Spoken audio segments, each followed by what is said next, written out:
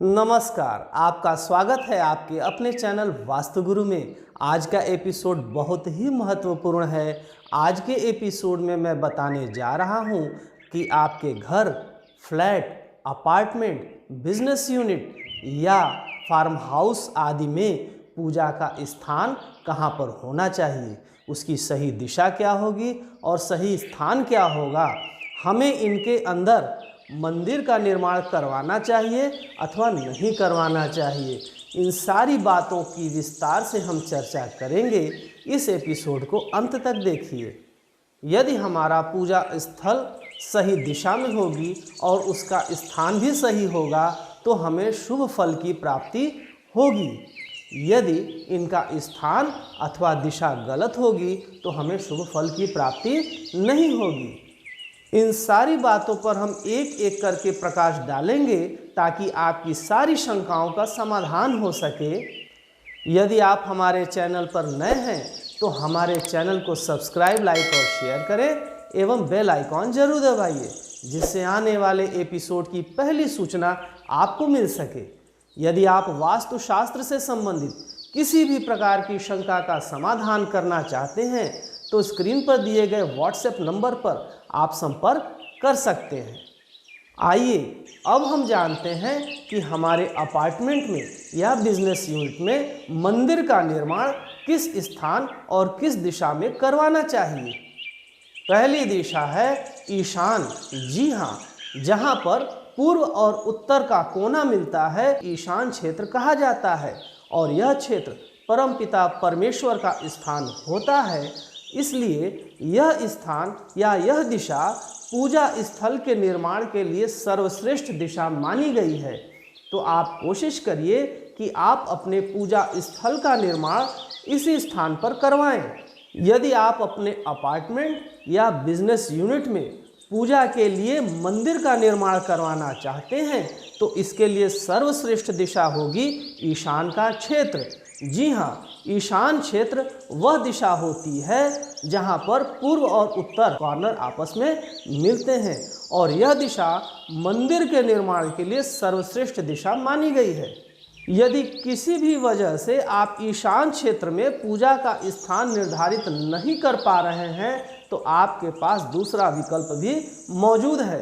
जी हाँ, आप पूर्व के दिशा में भी पूजा स्थल का निर्माण करवा सकते हैं। यदि आप अपने अपार्टमेंट, बिजनेस यूनिट, फैक्ट्री आदि में मंदिर का निर्माण ईशान क्षेत्र में किसी वजह से न करवा पा रहे हो तो आपके पास दूसरा विकल्प भी मौजूद है और आप इसका निर्माण पूर्व यानी कि ईस्ट में भी करवा सकते हैं। यदि आप पूजा स्थल का निर्माण न तो ईशान में करवा पा रहे हो न ही आपके पास पूर्व में स्थान है तो आपके पास तीसरा विकल्प भी मौजूद है और वह तीसरा विकल्प है ईशान और पूर्व दिशा के बीच का कोई भी क्षेत्र आप पूजा स्थल के निर्माण के लिए चयनित कर सकते हैं।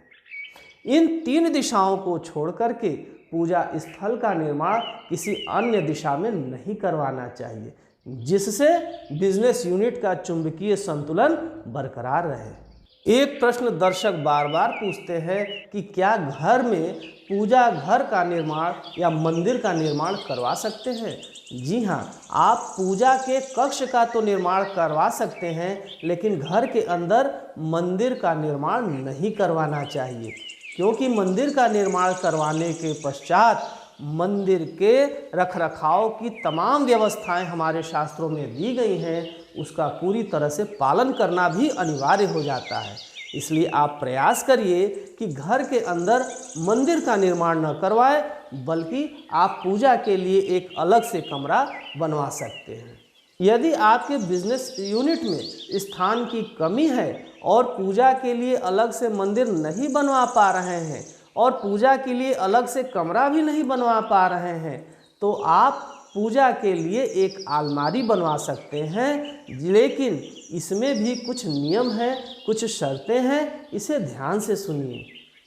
पूजा की अलमारी बनवाने के लिए आप अपने पूरे निर्माण के ईशान क्षेत्र अथवा पूर्व क्षेत्र वाले कमरे का ही चयन करें और उस कमरे के अंदर पूर्व और उत्तर के कोने में पूजा के स्थान निर्धारित करवाएं, अर्थात पूजा की अलमारी का निर्माण कोशिश करें कि ईशान या पूर्व क्षेत्र वाले कमरे के ईशान कोण में ही हो। पूजा की अलमारी यदि आप अलग से बनवा रहे हैं तो इस बात का ध्यान रखिएगा कि पूजा की अलमारी फर्श से कुछ ऊंचाई पर हो, जिससे पूजा करते समय देवता का स्थान आपसे ऊपर हो। इस बात का विशेष ख्याल रखें। यदि आप पूजा के लिए रेडीमेड अलमारी खरीद रहे हैं या काउंटर खरीद रहे हैं तो आप उसको अपने ईशान क्षेत्र या पूर्व क्षेत्र वाले कमरे में ईशान क्षेत्र की दीवार या पूर्व की दीवार पर ही उसको सेट करवाएं।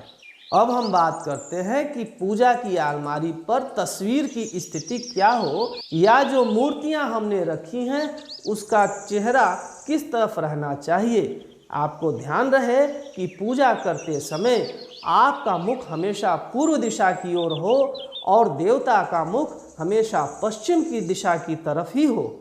एक और बात का आपको विशेष ध्यान रखना होगा कि पूजा कक्ष के पेंट का रंग, जी हाँ, उसका रंग कैसा हो, इस बारे में विशेष ध्यान रखें कि सदैव उसका पेंट पॉजिटिव एनर्जी देने वाला अर्थात सात्विक रंग का होना चाहिए।